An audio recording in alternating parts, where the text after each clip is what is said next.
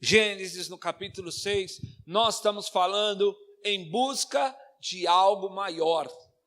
E hoje nós vamos falar mais um tema desses nossos 13 que nós estamos tratando, vamos tratar, e nós vamos ler aí Gênesis capítulo 6. Hoje eu farei a leitura na Bíblia Mensagem, né? Vocês então acompanhem aí na versão de vocês. Aqui na Mensagem eu vou até o versículo 7. Até o versículo 7. Todos acharam? Todos acharam? Vamos ler então. Quando a raça humana começou a aumentar em número, nasciam cada vez mais filhas, e os filhos de Deus perceberam que as filhas dos homens eram bonitas, então passaram a prestar atenção nelas e a escolher aquelas mulheres como esposas. O Eterno disse: não vou permitir que o fôlego de vida fique para sempre nos homens e nas mulheres. Chegará uma hora em que terão de morrer. De agora em diante, a expectativa de vida deles será de 120 anos. Isso foi no tempo em que havia gigantes na terra, e também depois deles, eles nasceram da união dos filhos de Deus com as filhas dos homens. Eram os homens poderosos das antigas tradições, homens famosos. O Eterno viu que a maldade humana estava fora de controle. Desde cedo, de manhã até a noite, as pessoas só pensavam no mal e só maquinavam a maldade. O Eterno lamentou ter criado a raça humana. Estava muito triste e então decidiu: vou me livrar dessa minha criação que se corrompeu. Vou dar um fim em tudo: pessoas, mamíferos, cobras, insetos, aves, tudo o que criei. Estou triste por tê-los criado.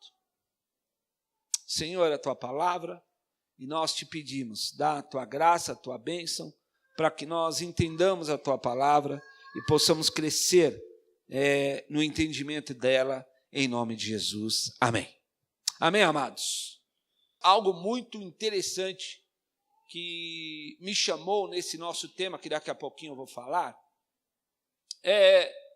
primeiro, que nós pensemos no grande ideal da criação.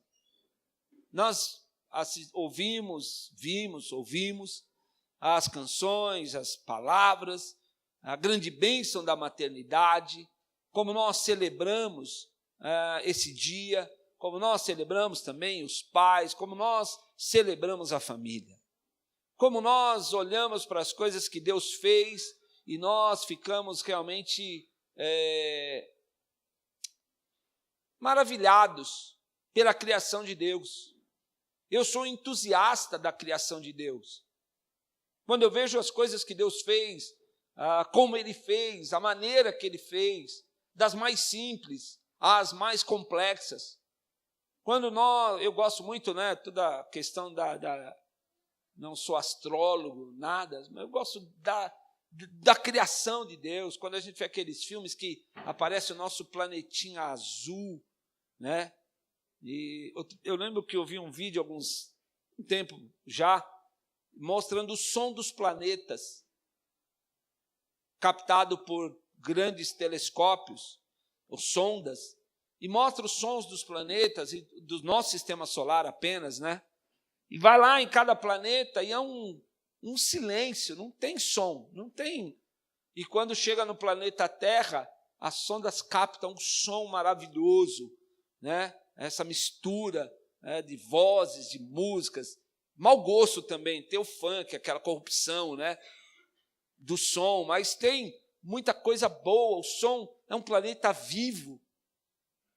Quando eu olho a criação de Deus, eu me lembro do Salmo 19, onde o salmista diz: os céus proclamam a glória de Deus, e o firmamento anuncia as obras das suas mãos. Uma estrela discursa a outra estrela. O salmista, sem ter telescópios, sem ter sondas, sem ter qualquer tipo de acesso fora daquilo que ele enxergava com os seus olhos, ele sabe que a criação de Deus é maravilhosa.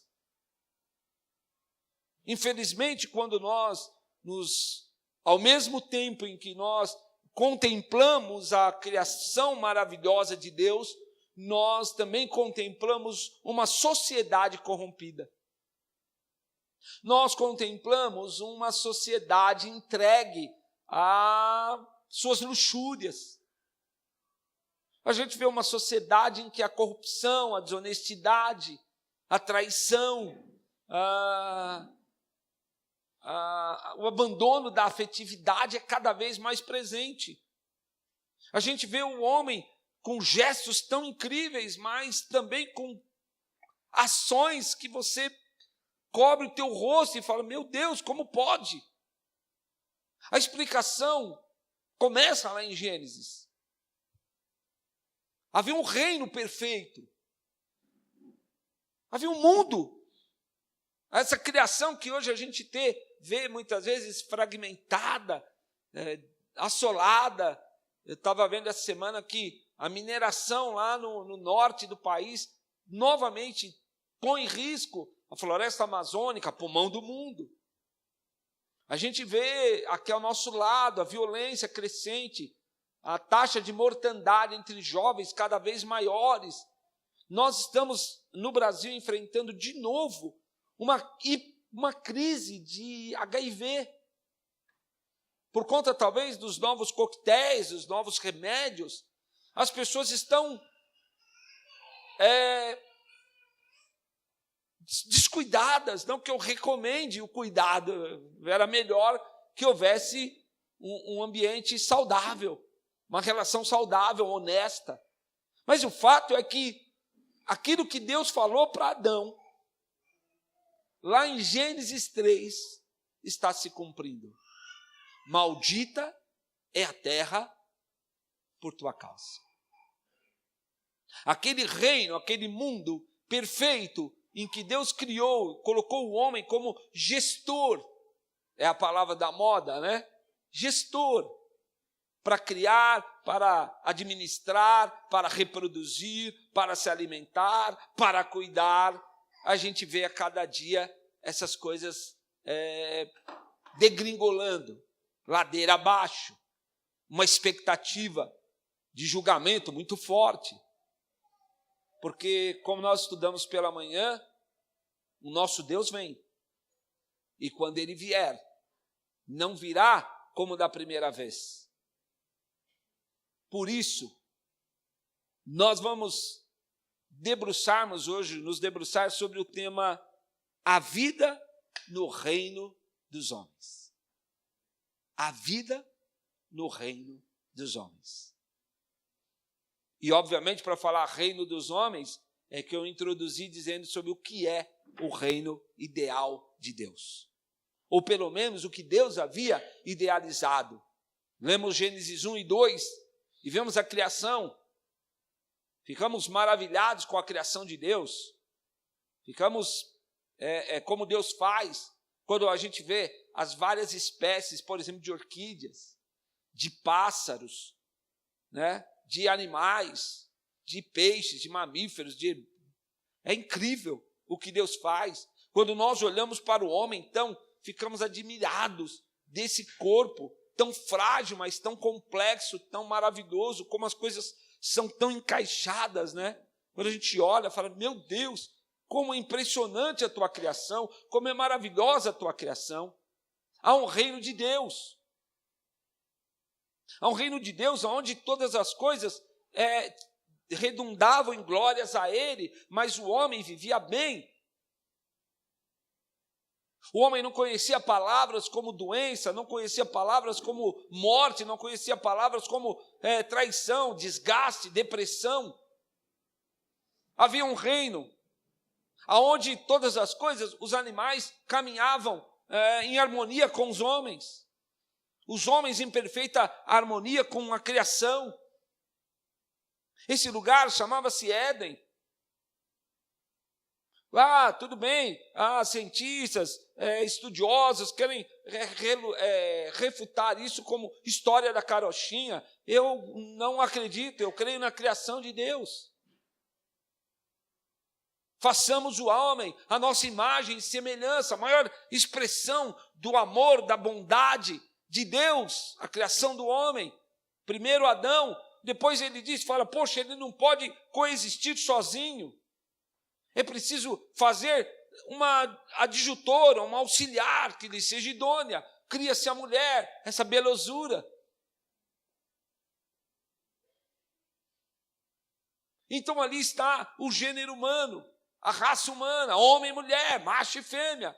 Digam o que quiserem, macho e fêmea, foi assim que Deus fez. E é interessante que lá em Gênesis, se eu não me engano, 2, a palavra de Deus diz, e Deus viu que tudo que ele fez era bom. Amém, irmãos? Tudo que Deus fez era bom. Esse é o reino de Deus. Mas é engraçado que, meditando e estudando o nosso tema de hoje, o autor do estudo que eu sigo, ele coloca uma coisa incrível que eu realmente me esclarece muita coisa. Eu não vou fazer spoiler, mas não vou fazer. Vou só citar, depois vocês me contam. Ele disse sobre o reino que o pecado gerou um reino dos homens. Nós temos o reino de Deus que é bom. E nós criamos, obviamente, a partir do pecado, vimos criado o reino dos homens. E o que impera no reino dos homens? Impera no reino dos homens o eu. Então, o reino de Deus e o reino do eu. Amados, como o eu é perigoso.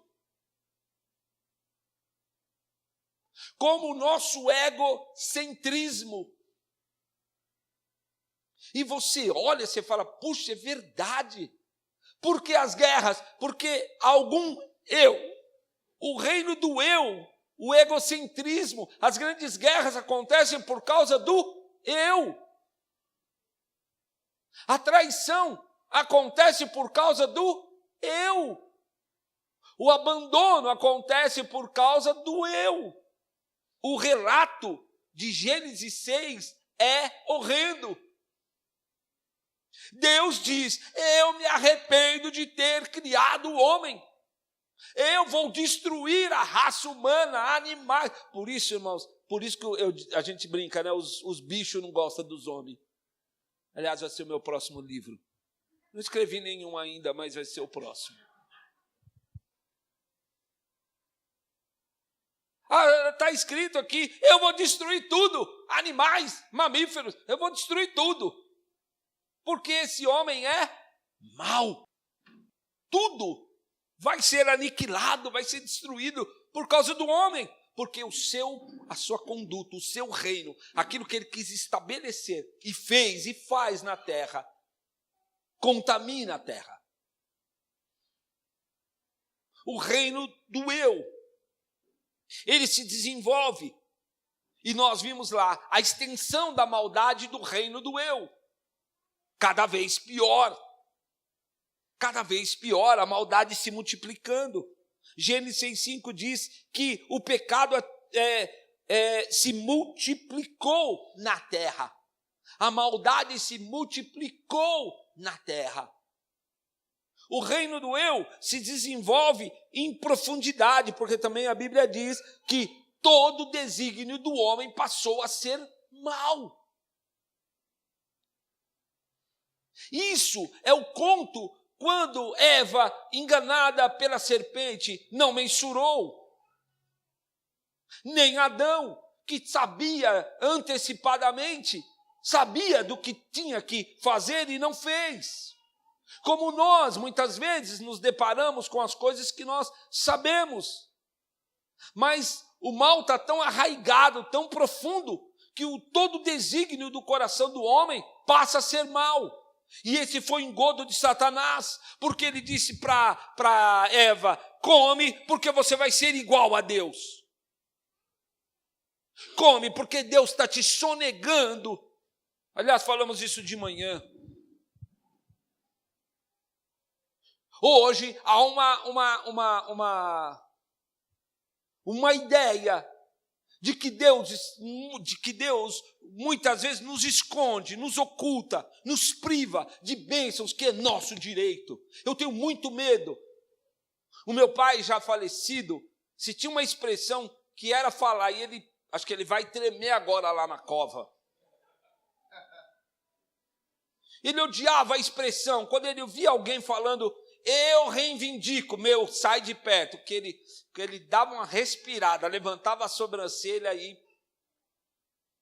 Porque quando você só reivindica, darei uma pequena aula de direito, só reivindica quem tem direitos.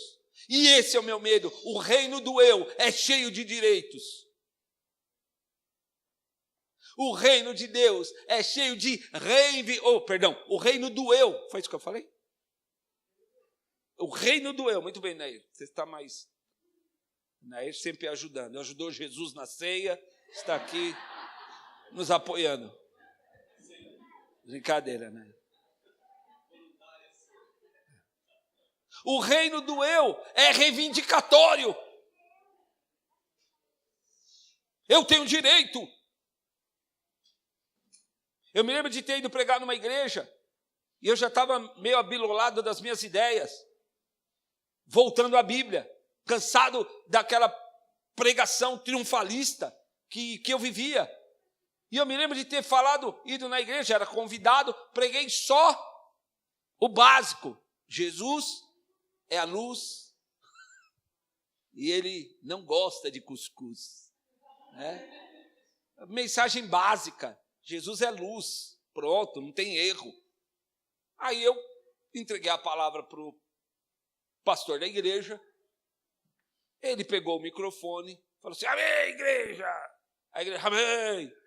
E aí ele, acho que não ficou satisfeito só com Jesus é a luz, e ele começou assim, quem aqui é filho de Deus? Então, eu. Mas andando nesse carro, e a maioria ali não tinha nem carro. Mas andando nessa roupa, realmente, ele se vestia muito mal. Mas, não sei o quê, não sei o quê. Você é filho do rei, você tem direito, vamos reivindicar. Mas ele era o pastor da igreja, eu fiquei na minha, lavei as mãos, falei, Senhor, tu sabes, estou saltando de banda, dá minha oferta aqui.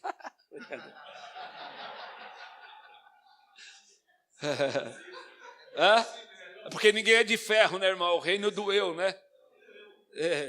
Mas ele destruiu tudo. Porque o reino do eu é reivindicatório, eu tenho direito. Se eu tenho direito, e eu não... Irmãos, você é filho do rei? Quem é filha do rei aqui? Salve, remido no sangue do Cordeiro. Amém. E qual é o seu carro? Qual é a marca do seu carro? Quem tem? Quem não tem, você está em opróbrio, miséria, opressão, meu irmão. Misericórdia, fala o teu pecado, hoje é o dia. Vem aqui na frente que eu vou orar, Deus vai quebrar o opróbrio da sua vida. Se você não tem carro, Deus vai te dar um carro amanhã, porque hoje as concessionárias já estão fechadas. Amém, irmãos? Você não tem direito? Hein, meu irmão? Sim ou não? Você tem ou não tem direitos? Estou com medo, né? O reino do eu é reivindicatório. Eu tenho direito. Porque eu sou salvo, então eu tenho direito. Tenho direito o quê? Tenho direito a casa, roupa, parece criança. O reino do eu, ele é egoísta. Ele é profundo na sua maldade. O reino do eu, ele é constantemente... Como eu estava falando, o engodo de Eva foi esse. Quando você comer, seus olhos vão se abrir, você vai ser igual a Deus. Acabou a diferença. Deus está sonegando coisas para você, Eva. E para o seu marido. Como tem gente hoje que, por exemplo, quando você diz, o melhor de Deus está por vir, tirando a questão da canção, da licença poética, sabe, não estou falando disso, é outro departamento, mas quando você fala o melhor de Deus está por vir, você está equivocado. Porque o melhor de Deus chama-se Jesus Cristo. E eu lhe pergunto, o que melhor Deus poderia te dar? Hein, irmãos? Só que não basta. O reino do eu é um reino de insatisfação. O reino do eu, dizia Salomão, é como sepultura. Dá, enterra e não para. O reino do eu, ele é egoísta. O reino do eu, ele é homicida. Esse é o reino do eu. Em contraposição ao reino de Deus. E Deus diz, eu vou destruir toda a carne. Essa é a sentença que está sobre nós. É por isso, meu amado, que eu prefiro ter consciência de devedor do que de credor. Porque quem é credor, toda hora ele está reivindicando o seu direito. É o que eu faço todo dia, é a minha profissão. Estou lá, alguém senta e fala, doutor, meu marido, ex-marido, tem a pensão e não paga. Está aqui, ó, não paga. Quero pôr ele na cadeia. Ótimo, vamos pôr na cadeia. Faço a petição e falo para o juiz. Olha, fulano de tal, é pai de tal, documento anexo, e dananá. Há 3 meses ele não paga a pensão. E suposto com base no artigo tal do Código de Processo Civil, reivindico a prisão, anexo a tabela de cálculo, uma petição de uma folha. E está lá o coitado, chilindró. E eu recebo os meus honorários. Mas também recebo gente que está sendo procurada. Doutor, estou para ser preso, o que eu faço? Paga a pensão. Mas não tem dinheiro. Então, peraí, vamos fazer um recurso. Sem excelência, tendo em vista. Aí invento não. Vou com base. Ai, perdão, Senhor. Mas o juiz nunca aceita. O juiz fala, outro dia eu pedi, justifiquei que o cara estava desempregado, realmente, estava desempregado, mostrou carteira, desempregado. Falei, senhor, esse cara está desempregado, não pode pagar pensão. Então, por isso posto, peço, tarará. Aí o juiz falou assim, não, desemprego não é causa para deixar de pagar a pensão. Isso é mero aborrecimento, o pai que se vire e pague. E realmente, irmãos, não foi ele que pagou, foi a mãe que pagou. Porque, realmente, dia 19 de dezembro, às 17h40, eu conseguia contramandado de prisão, porque o juiz mandou prender. Ia passar o Natal e o Ano Novo, mas na última hora conseguiu o dinheiro e pagou. O reino de Deus é essa briga constante. Como que nós fazemos então? Como é viver no reino dos homens? Como é viver agora no reino do eu? A única possibilidade bíblica para se viver no reino do eu é uma palavra, para mim, a mais forte que existe na Bíblia Sagrada, chama-se redenção. Amém? A única maneira de nós vivermos no reino do eu é uma restauração total. E como nós conseguimos essa restauração? Irmãos, como nós conseguimos essa restauração? Opção A, dando mais dinheiro na igreja.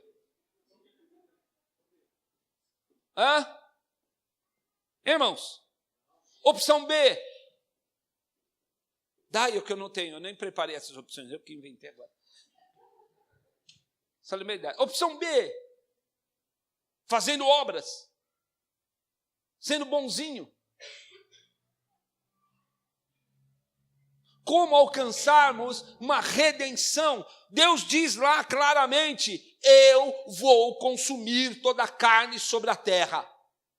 E agora, meu amado, o destino está selado. O destino está selado. O Rei, o grande Deus absoluto, soberano, disse, eu tenho arrependimento de ter feito o homem, eu vou matá-lo. Misericórdia, estou até batendo a madeira aqui, que eu não sou supersticioso, mas vai que... Ei, irmãos, redenção total só é possível em Cristo Jesus. Por isso que nós estamos vivendo os dias de maior... Preste atenção. Não obstante tantas igrejas, tantas coisas, tantos grandes templos, nós estamos vivendo a maior das crises, principalmente de identidade. A que reino eu pertenço? Agora eu estou falando aqui para nós, interna corporis. A que reino nós pertencemos? É o reino de Deus ou o reino do eu? Para viver no reino de Deus, você e eu precisamos de um resgate total. Porque a sentença já está dada. Por isso que Jesus, lá em João 3, ele diz assim, né, o que todos nós conhecemos é: porque Deus amou o mundo de tal que deu o seu único filho, para que todo aquele que nele crê não, mas tenha. Quem crer será, mas quem não crer será condenado? Não, já está.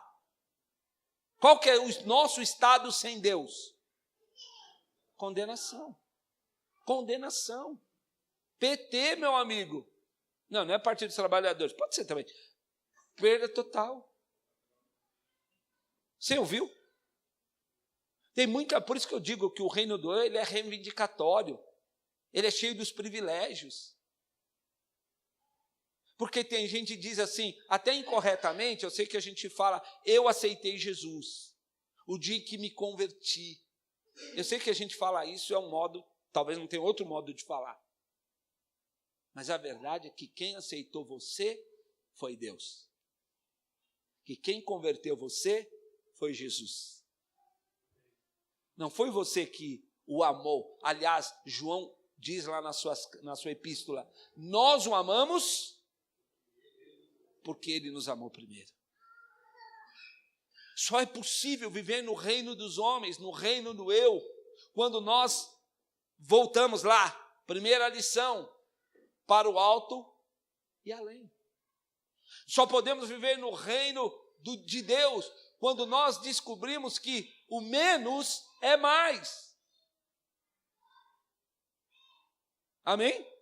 Quando nós descobrimos que andar em Cristo, ter uma vida, às vezes que a gente fala, puxa vida, está difícil, está complicado, está que luta, ai não sei o quê, é melhor viver nessa esfera do que ficar buscando mais, e o mais ser muito, muito, muito menos. E como viver no reino dos homens, redimidos.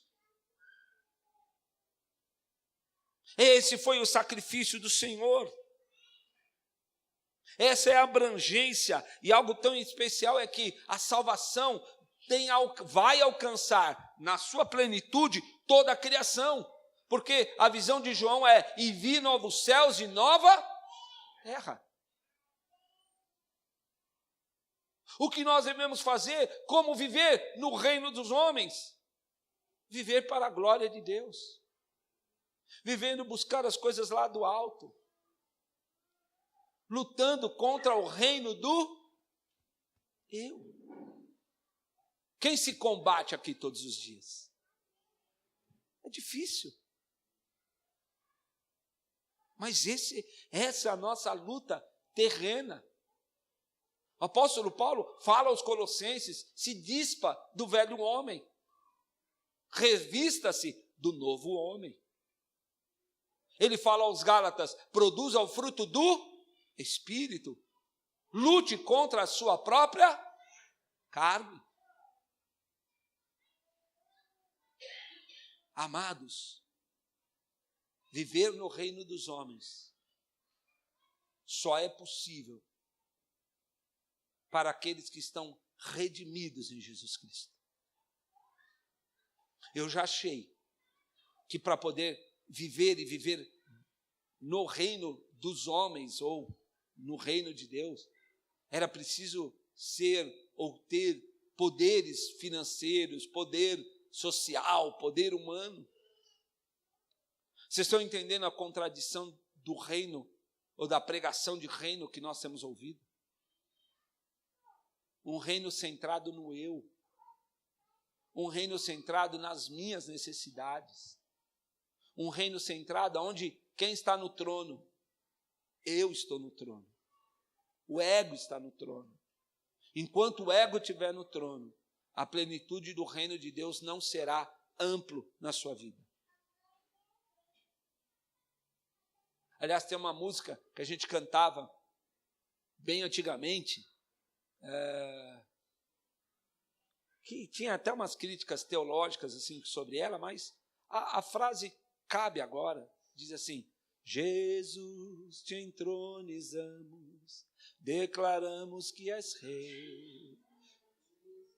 Tu estás no meio de nós, te exaltamos com louvores, a ti fazemos um trono de louvor.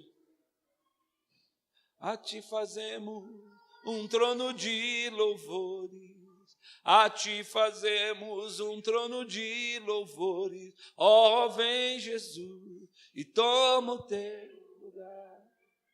Amém. É assim que se vive no reino dos homens. Jesus entronizado, no trono, no centro, no coração, nas nossas vidas. Não há outra maneira de conviver nesse reino, o reino do eu. O dia da grande batalha final está chegando, porque o reino do eu está avançando. Mas lá em Apocalipse 22,